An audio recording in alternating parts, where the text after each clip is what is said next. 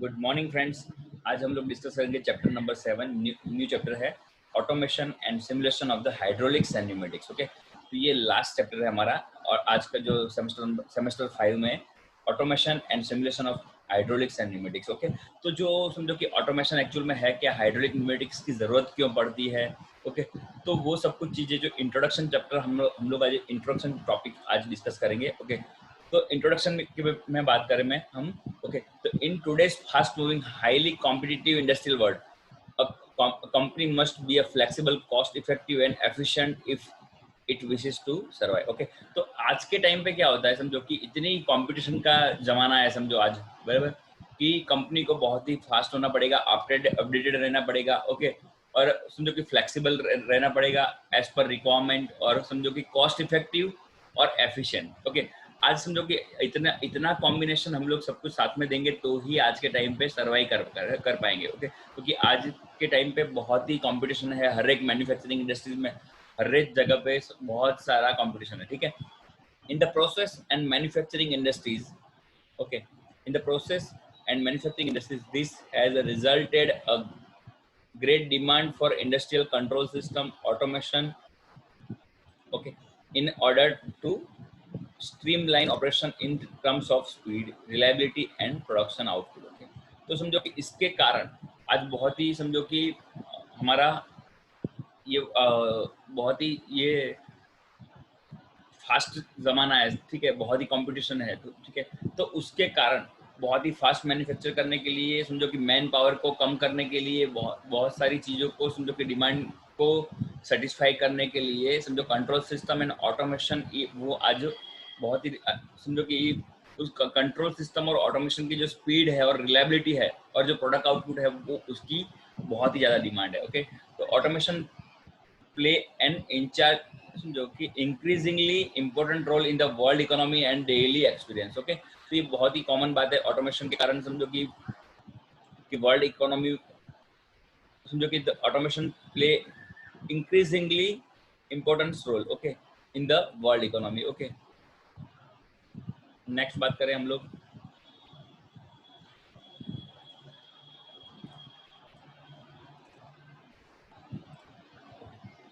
तो automation is use of the control system and information technologies to reduce the need for the human work in the production of goods and service. Okay, तो ये समझो automation का क्या क्या work है, समझो यहाँ पे बहुत सारा जो मेन पावर जो ह्यूमन वर्क है उसको ये रिड्यूस कर देता है। ठीक है, और जो ये पूरा कंट्रोल सिस्टम और टेक्नोलॉजी जो है वो समझो कि ह्यूमन जो वर्क है उसको समझो कि कम कर देता है, रिड्यूस कर देता है। ठीक है, कि जो ह्यूमन वर्क के कारण जो एरर्स रहने वाली है, जो समझो कि सप्लाई ऑफ समझो लेबर्स, वो सब कुछ बहुत सारी जगह पे समझो कि अफेक्ट करती है प्रोडक्शन में। ओके, तो वो यहाँ पे कम हो जाएगा। ठीक है, in the scope of industrialization automation is the step beyond the mechanization. Okay, तो समझो कि जो इंडस्ट्रियलाइजेशन है उसके कारण समझो कि ये ऑटोमेशन का स्कोप बहुत ही वाइड है। ठीक है, where where the mechanization provides human operators with the machinery to assist them with the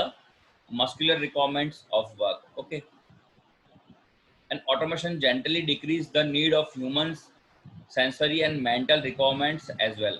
Okay, तो क्या होता है समझो ऑटोमाइजेशन के कारण जो समझो कि जो ह्यूमन जो लेबर वर्क था, जो मस्कुलर वर्क था, जो बहुत ही हैवी वर्क्स थे। ठीक है, जो ह्यूमन के कारण जो ह्यूमन के एफर्ट से जो पॉसिबल नहीं थे बराबर, वो यहाँ पे समझो कि वो सेटिस्फाई हो जाएंगे। ओके, और समझो कि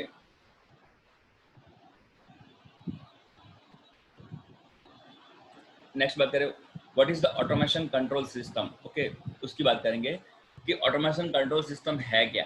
ओके, तो automation control system, the system is the able to control a process with minimal human assistance or without manual and have a ability to initiate, adjust action, show, measure the variables in the process and stop the process in order to obtain the desired output. Okay, समझो कि automation control system जो है वो क्या है कि पूरी की पूरी सिस्टम जो है वो कंट्रोल प्रोसेस है जिसमें कम से कम ह्यूमन असिस्टेंस और without manual and have a ability to initiate, adjust and action. Okay, तो एडजस्टमेंट एक्शन की उसमें एबिलिटी है। ओके,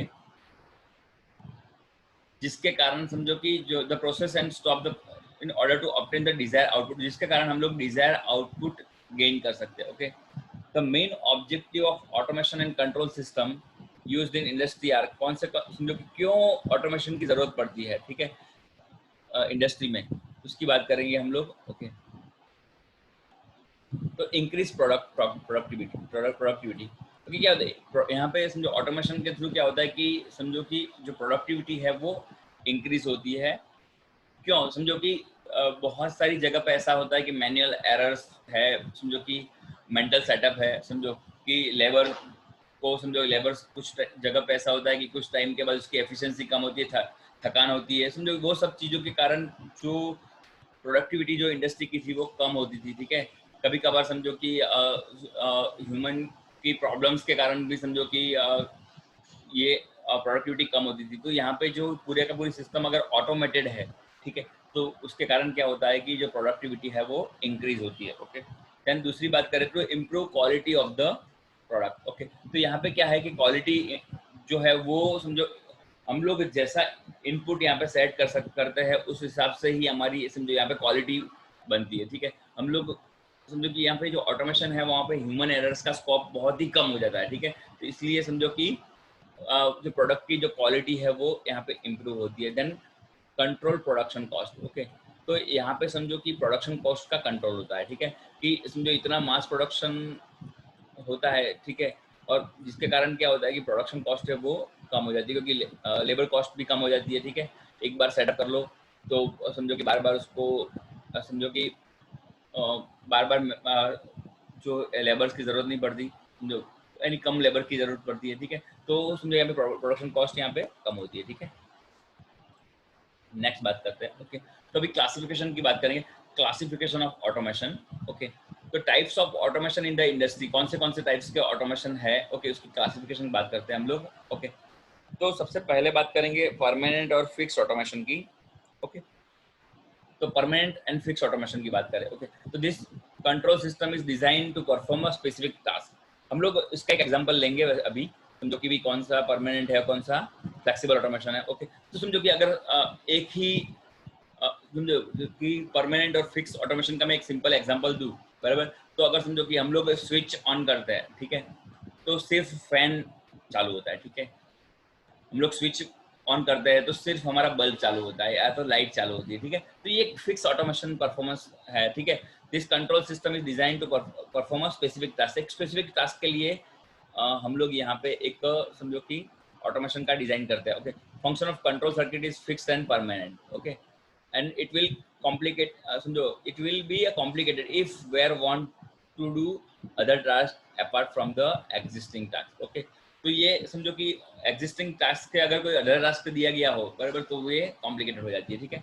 तो ये समझो कि इसको परमानेंट और फिक्स ऑटोमेशन बोलते हैं कि हम लोग कोई स्पेसिफिक टास्क के लिए अगर समझो कि कोई सिस्टम को डिजाइन करते हैं। ओके, देन अभी दूसरी बात करें कि प्रोग्रामेबल और फ्लेक्सिबल ऑटोमेशन की बात करेंगे। ओके, दूसरा जो है वो समझो क्लासिफिकेशन में फर्स्ट नंबर फिक्स जो ऑटोमेशन है उसमें कुछ ज़्यादा कुछ है नहीं, सिर्फ एक समझो कि सिंपल टास्क के लिए कोई हम लोग स्पेसिफिक सिस्टम डिजाइन करते हैं वो ही, ठीक है।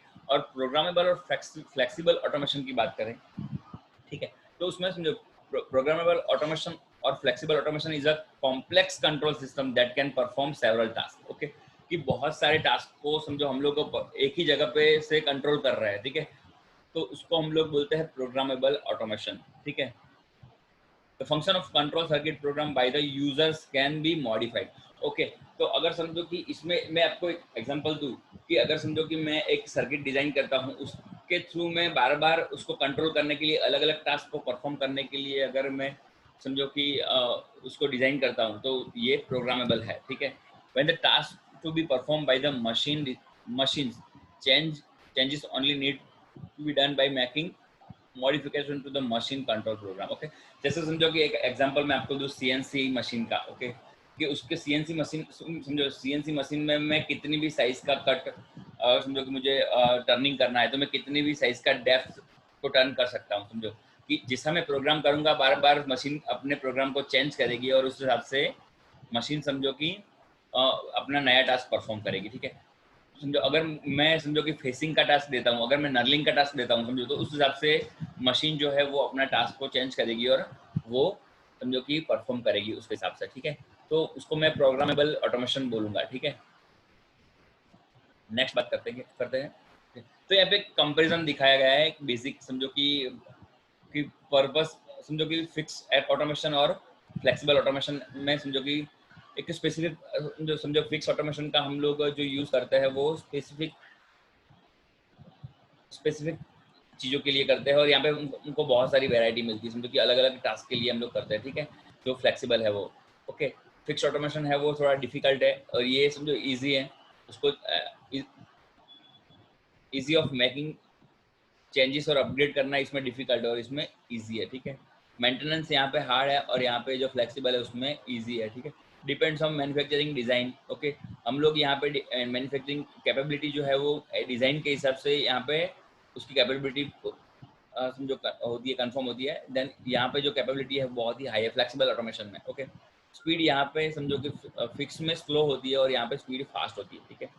देन इकोनॉमी एफिशिएंसी की बात करें, बराबर, suitable for the short system. अगर छोटी सिस्टम है तो ये सस्ता है, ठीक है। छोटी सिस्टम के लिए फ्लेक्सिबल बनाना बहुत ही समझो कि महंगा और डिफिकल्ट है। और समझो कि फ्लेक्सिबल ऑटोमेशन जो है वो suitable for the all type of system, okay. तो हम लोगों ने डिस्कस कर लिया कि भी इसके difference, comparison between fix and flexible automation system, okay. तो जो हमारा जो सबसे पहला जो इंट्रोडक्शन क्वेश्चन है वो बार बार एग्जाम में पूछा जाता है वैसे, ठीक है। तो जो इंट्रोडक्शन है वो पूछा जाता है बार बार एग्जाम में, ठीक है। तो समझो कि ऑटोमेशन में एक ही जो क्वेश्चन है वो बहुत ही ज़्यादा इंपॉर्टेंट है, वो है इंट्रोडक्शन। ऑटोमेशन की ज़रूरत क्यों है, वो सब कुछ चीज़ें बार बार पूछी जाती है, ठीक है। एक क्वेश्चन की मैं डिस्कस करता हूँ आपके साथ कि कौन सा क्वेश्चन पूछा जाता है बार बार, ओके। तो समझो कि advantages and disadvantages of automation, okay. तो अभी जस्ट मैंने डिस्कस किया कि increase productivity, improve quality of production, improve the समझो कि कंसिस्टेंसी ऑफ प्रोडक्ट प्रोसेस और increase the consistency of output, okay. Automation की जो बेनिफिट्स है जो वो है reduce labour cost expense, okay, replace hard physical और tedious work, do task in hazardous environment, okay. कि समझो कि वो अगर समझो इसमें एनवायरनमेंट की कोई इफेक्ट नहीं आती, okay. Automation can be maintain the simple quality checks, perform task beyond human capability, okay. कि ह्यूमन की कैपेबिलिटी से बहुत ही बड़ा टास्क ये परफॉर्म कर सकता है, ओके। और इस डिसएडवांटेजेस की बात करें तो सिक्योरिटी थ्रेट्स, ओके, कि सिक्योरिटी का प्रॉब्लम रहता है, ओके। अनप्रिडिक्टेबल डेवलपमेंट कॉस्ट और हाई इनिशियल कॉस्ट, ओके। तो समझो कि ये क्वेश्चन है वो बार बार पूछा जाता था यहाँ पे ऑटोमेशन में, ठीक है। अभी हम लोग आगे बात करेंगे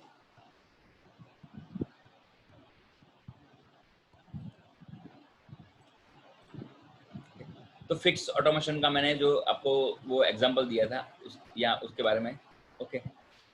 तो ये फिक्स समझो कि यहाँ पे स्विच 1 स्विच 2 है, ओके। हम लोग स्विच 1 और स्विच 2 को ऑपरेट करते हैं और लैंप ऑन होता है, यहाँ पे एक समझो कि उसका एग्जांपल दिया हुआ है, ठीक है। तो आज के लिए इतना काफ़ी है, ओके। Thank you friends.